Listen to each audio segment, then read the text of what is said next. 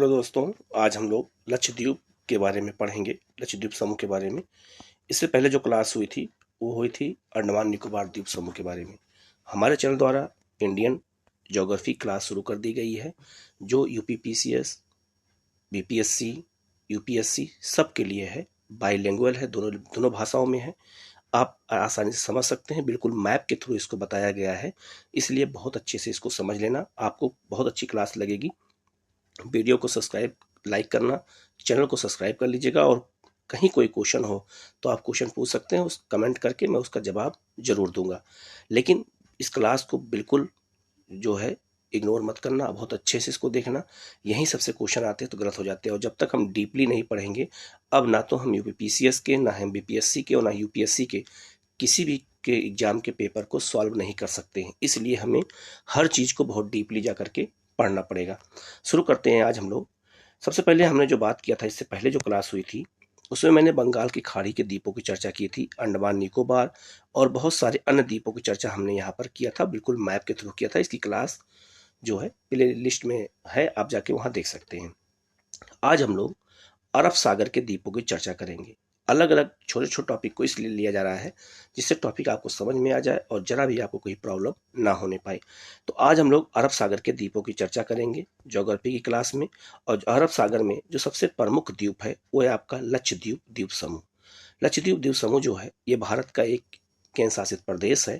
और जो है यहाँ पर जो है कल्चर कैसा है, यहाँ की जो है जलवायु कैसी है, यहाँ का जो है ये कैसे बना है, सबकी चर्चा हम लोग आज इस क्लास में करेंगे।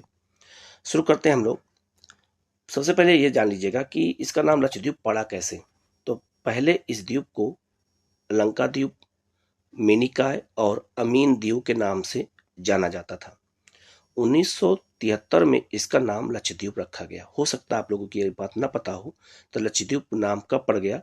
1973 में पड़ा, याद रखिएगा। उस समय इंदिरा गांधी भारत की प्रधानमंत्री थी। लक्षद्वीप द्वीप समूह में कुल 36 द्वीप हैं, जिसमें 10 पर मानव आदिवास पाए जाते हैं। 36 द्वीप यहाँ टोटल है, जिनमें 10 द्वीपों पर मानव आदिवास पाए जाते हैं, याद रखिएगा। अब यहाँ बहुत इंपॉर्टेंट चीज़ है, इस मैप के थ्रू पूरा मैप को समझ लेना है।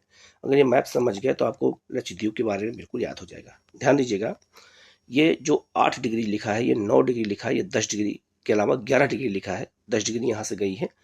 इन सब के बारे में हमें जानना बहुत जरूरी है।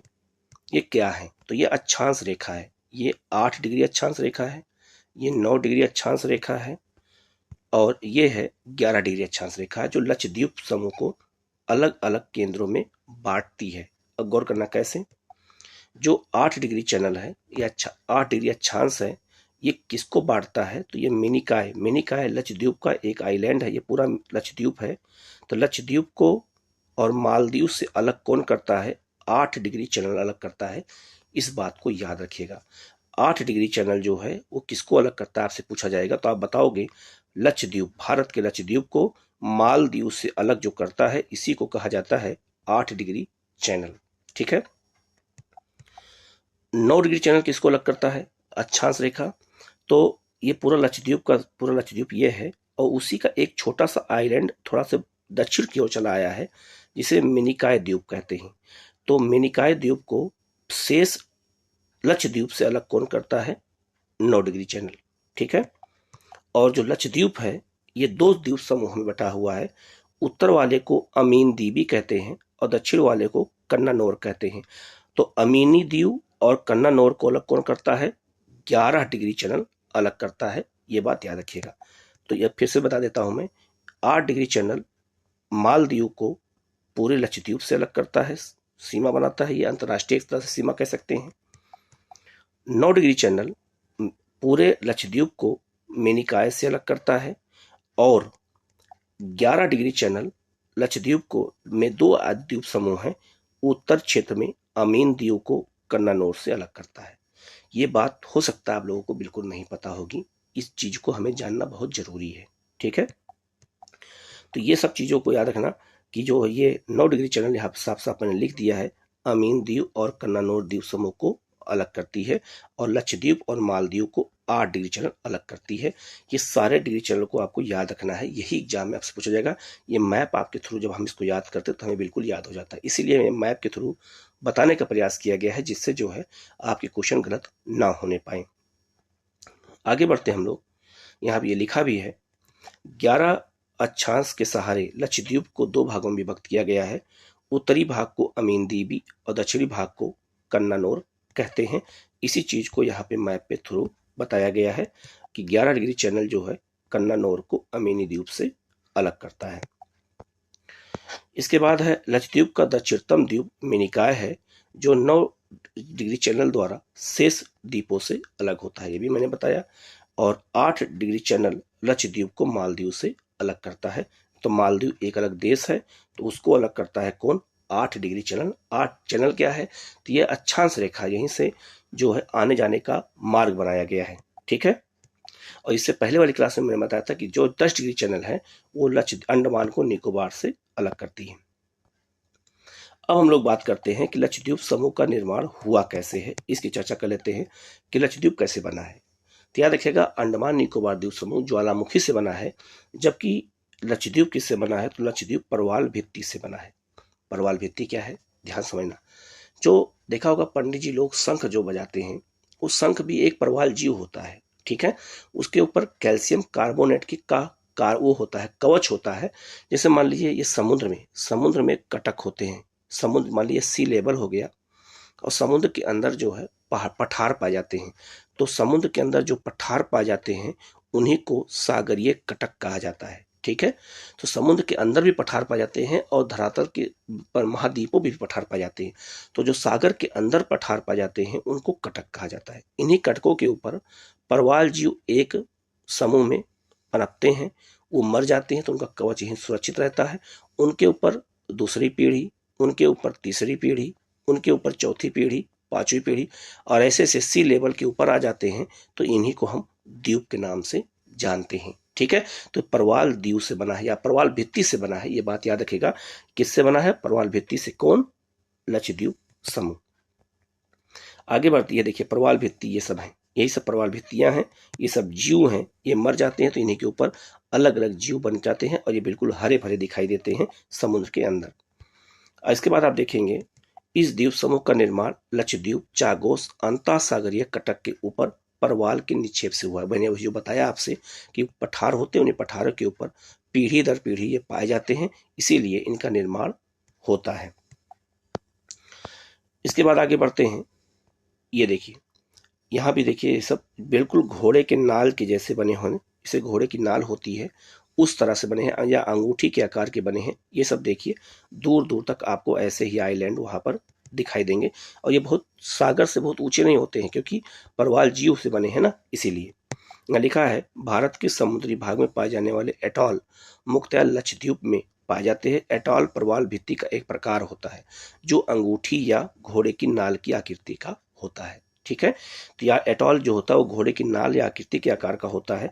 उस ऐसे ही परवाल जीव बनते हैं। परवाल जीव यहाँ बहुत सारे ऐसे हैं छोटे छोटे, और इसी से जो है इनका बना, इसीलिए यहाँ पर पर्यटन का विकास बहुत ज्यादा हुआ है। लोग लक्षद्वीप, मालदीव जैसे देशों में इसीलिए घूमने जाते हैं, क्योंकि वहाँ ऐसे ही द्वीपों से छोटे छोटे आइलैंड से मिलकर ये बना हुआ है। यहाँ इसके बाद आप देख सकते हैं ये पूरा भित्ति क्षेत्र है। ये देखिए छोटे छोटे आइल, ये है परवाल जीव हैं जो इकट्ठा होकर के और एक जो है दीवार के रूप में देखो खड़े हुए हैं, और इन्हीं पे जब मिट्टी जम जाती है तो इसी पे मानव अधिवास पाए जाते हैं, ठीक है।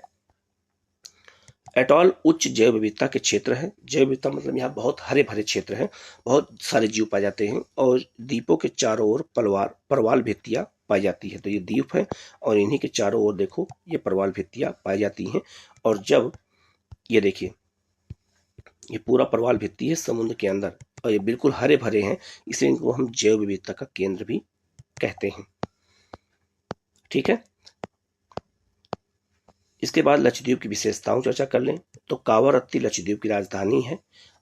अगाती यहाँ का एकमात्र द्वीप है जहाँ हवाई अड्डा बनाया गया है, जहाँ से लोग उतर के जाते हैं। एंड्रोड जो है, एंड्रोड लक्षद्वीप समूह का सबसे बड़ा द्वीप है, ये भी याद रखिएगा आप लोग। यहाँ पर क्या होता है, तो यहाँ पर नारियल यहाँ का एकमात्र कृषि उत्पाद है। मछली यहाँ का मुख्य पेशा है, और टूना यहाँ पकड़ी जाने वाली प्रमुख मछली है। यहाँ पर स्थित पिट्टी द्वीप को पक्षी अभ्यारण्य घोषित किया गया है। छोटा सा आइलैंड वहाँ पे है। यहाँ की लगभग 94% जनसंख्या मुस्लिम है। अगर आपसे पूछा जाए कि लक्षद्वीप में सबसे अधिक जनसंख्या किस धर्म की है, तो 94% जनसंख्या यहाँ पर इस्लाम धर्म से संबंधित है, जो सुन्नी संप्रदाय से संबंध रखती है। इसके बाद में यहाँ मिनिकॉय द्वीप को छोड़कर सभी द्वीपों पर मलयालम भाषा बोली जाती है, क्योंकि वो केरल के नज़दीक है।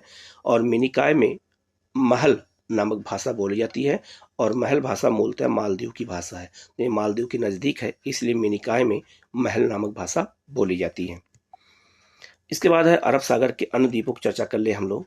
तो एक मुनरो द्वीप है। कहाँ पर है, तो जैसे मान लीजिए केरल है, तो केरल के तट के पास यहीं पर जो है अष्टमुद्री झील है, वहीं पर मुनरो द्वीप है, या केरल के पास अष्टमुद्री और कल्लद नदी के संगम पर स्थित है। तो मुनरो द्वीप पूछा जाए कहाँ पर है, तो आप बताओगे ये केरल में अष्टमुद्री झील के पास स्थित है। इसके बाद ग्रीन या फिर धर्मद द्वीप कहाँ पे है, तो यह केरल के कन्नूर जिले में स्थित है। छोटा सा आइलैंड है, और यहाँ पर जो भी पर्यटन के लिए भी प्रसिद्ध है। इसके बाद बिलिंगटन या बिलिंगटन द्वीप कहाँ है, तो यह पंजाब के पूर्व गवर्नर लॉर्ड बिलिंगटन के नाम पर रखा गया है, या यहीं पर आधुनिक कोच्चि बंदरगाह स्थित है। तो जो कोच्चि बंदरगाह है पूछा जाएगा वो किस द्वीप पर है, तो आप बताओगे बिलिंगटन द्वीप पर स्थित है। ऐसे क्वेश्चन आते हैं तो गलत होने का चांस ज़्यादा होता है। नेक्स्ट है सेंट मैरीज द्वीप कहाँ है, इसे कोकोनट द्वीप के नाम से भी जाना जाता है, और यह कर्नाटक के उडुपी के तट पर स्थित है। जैसे मान लीजिए तट है, तो यहीं पर उडुपी नामक तट है छोटा सा, वहीं पर यह आइलैंड स्थित है सेंट मैरीज, और यहाँ पर ईसाई धर्म के लोग पाए जाते हैं। नेक्स्ट है इस द्वीप को जो है पहली बार वास्को डी गामा ने देखा था, ऐसा यहाँ माना जाता है। इसके बाद है वाइपिन द्वीप, या कोच्चि शहर का निर्माण करने वाले द्वीपों में से एक है। जो कोच्चि शहर है वो कई द्वीपों से मिलकर बना है, उसमें एक वाइपिन द्वीप भी है। इसके बाद है चोरो द्वीप। चोरो द्वीप क्या है, या पणजी के समीप ये मंडोरी नदी के में सहारे स्थित है। तो ये गोवा में स्थित है। तो गोवा की राजधानी जो पणजी है वो इसी द्वीप के पास स्थित है। ठीक है। इसके अलावा इसे चूड़ामणि के नाम से जाना जाता है, और यहाँ सलीम अली वर्ल्ड सेंचुरी स्थित है, और यह हिंदू और बौद्ध धर्म का प्रमुख केंद्र भी माना जाता है। इसके बाद है तीसबाड़ी द्वीप। तीसबाड़ी द्वीप यहाँ मंडोवी नदी के दक्षिण में गोवा द्वीप का एक भाग है। तो ये जो है मंडोवी नदी गोवा में बहती है, वहीं पर यह द्वीप स्थित है तीसबाड़ी द्वीप, और यह भी पर्यटन के लिए काफी प्रसिद्ध है। पणजी इसी द्वीप पर स्थित है। ये बहुत इंपॉर्टेंट याद रखिएगा। अगर आपसे पूछा जाए गोवा की राजधानी पणजी किस द्वीप पर स्थित है, तो आप लोग बताओगे किस पर, तीसबाड़ी नामक द्वीप पर। यहीं पर ही पुराने गोवा शहर की स्थापना की गई थी, और यहीं पर भव्य चर्च ऑफ बोम जोन्स स्थित है। तो वास्को डी गामा या जो पुर्तगाली हमारे यहाँ आए थे, इसी द्वीप पर अपनी राजधानी का निर्माण किया था। इसके बाद है सालसेट द्वीप। सालसेट द्वीप या इसी द्वीप पर मुंबई शहर स्थित है, और भारत का सबसे अधिक जनसंख्या वाला द्वीप है। याद रखिएगा सालसेट द्वीप पर ही मुंबई शहर बसा हुआ है, और मुंबई शहर याद रखिएगा जो ये द्वीप है ये भारत का सबसे अधिक जनसंख्या वाला द्वीप है। ये भी याद रखिएगा, सबसे अधिक जनसंख्या इसी पर है, लगभग 3 करोड़ जनसंख्या इस पर है।